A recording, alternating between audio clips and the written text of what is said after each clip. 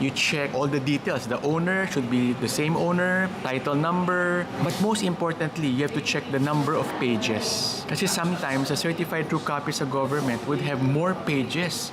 Minsan may mga annotations yan, may mga court issue that is not present in the title nung hawak ng owner. That's why the certified true copy is very important.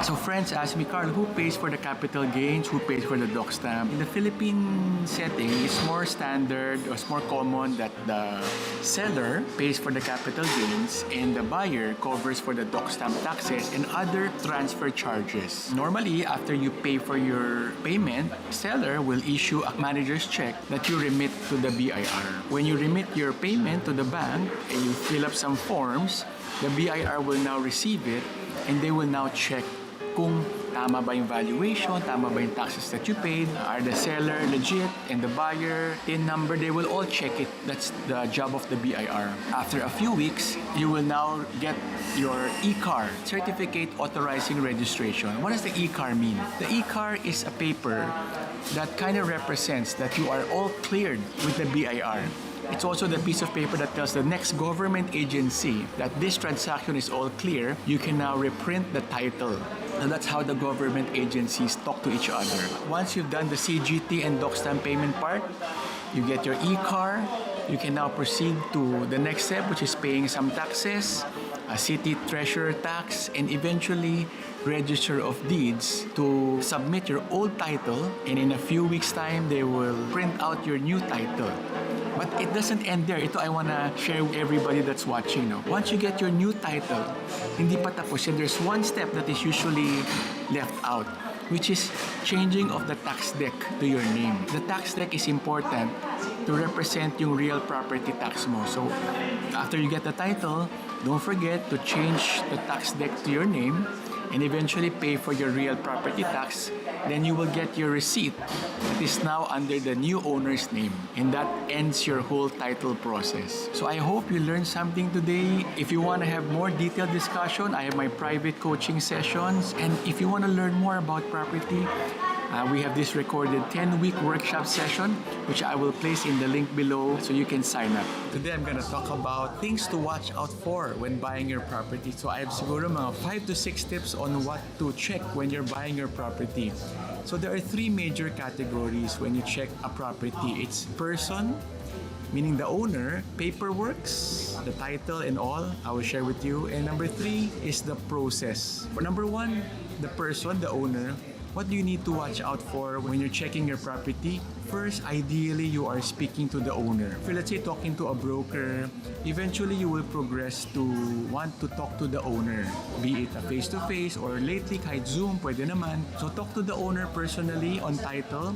You want to make sure kasi na the owner knows that the property is being sold. Hindi lang siya binenta ng kamag-anak or kapitbahay. And number 2, if it's spouses, you also want to have the spouse beside you to make sure that they both know that the property is being sold. If it's a corporation, it's important that you have a meeting with everybody in the corporation. Yes, quite tedious, but it's safer to know that everybody's aware that the property is being sold to you at a certain price. One challenge, if the owner is overseas, so yun yung medyo mas challenging. Kahit overseas yan at kahit may SPA, ideally you want to at least meet the person who owns the property. Pwedeng over Zoom, the spouses, you talk it over, na you are the one buying and they're the one selling, and you are all in agreement with the process and the price, and then they're assigning the SPA to sign the paperwork. As a strategy, even if there's SPA, you also want to kahit papano have a document that they sign off, send to you, just for your records that they are acknowledging and agreeing to the sale of their property, and that they have an SPA named this person to sign the deed of sale for them. So that's number one category, the person behind the property, the owner. What to watch out for in protecting yourself from when buying a property is pagdating sa person. Ideally, don't transact with the owner not knowledgeable, you haven't met. Sometimes it can be packaged as the property is super good deal, super mura, you're being pressured to buy it, and this is the SPA. Kahit wag mo na i-meet yung owner, that's okay. It's more careful to meet with the owner kahit over Zoom, and that they have full knowledge that their property is being sold to you and you're buying it. Sir Carl, what if the property is nakapangalan sa magkakapatid and you're talking to the eldest who's in charge? Sabi niya siya daw in charge. If it's magkakapatid, you have to meet with all the magkapatids, you have to meet with everybody who owns the property, and at some point they have to sign in the contract either as witness to make sure everybody is knowledgeable and nobody will run after you 3, 4, 5 years down the road that they are not knowledgeable about the sale.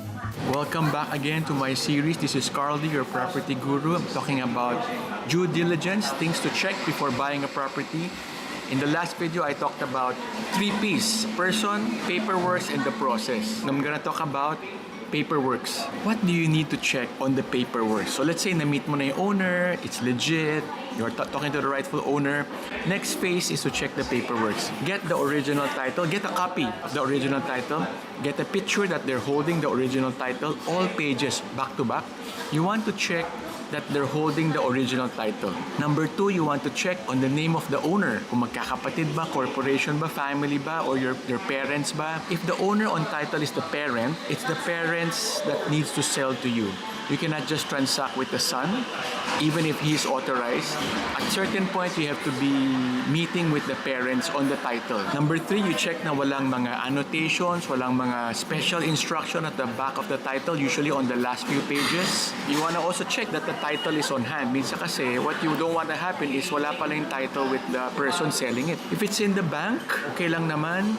Ideally, they have to bring it out of the bank first and then you buy it from them. Number 6, advice. You have to get a certified true copy. What does a certified true copy of title mean? It means that that is the government records. You don't see both, pero pag hiningi mo yung pareho and you compare it, it should be equal. Lahat ng content, lahat ng pages. What do you check in a certified true copy of title? You check all the details. The owner should be the same owner, title number, but most importantly, you have to check the number of pages. Kasi sometimes, a certified true copy sa government would have more pages.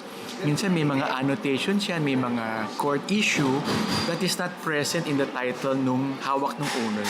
That's why the certified true copy is very important. Siguro last that you can check if everything is in order is the tax clearance from the city government. The purpose of the tax clearance is para makita mo that there is no pending unpaid taxes. You may have the real property tax na nabayaran last year, but you want to use the clearance or tax certification na wala siyang back unpaid taxes from before.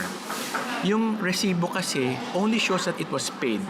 It does not show na walang overdue from before. So that's number 2. Number 1 is person.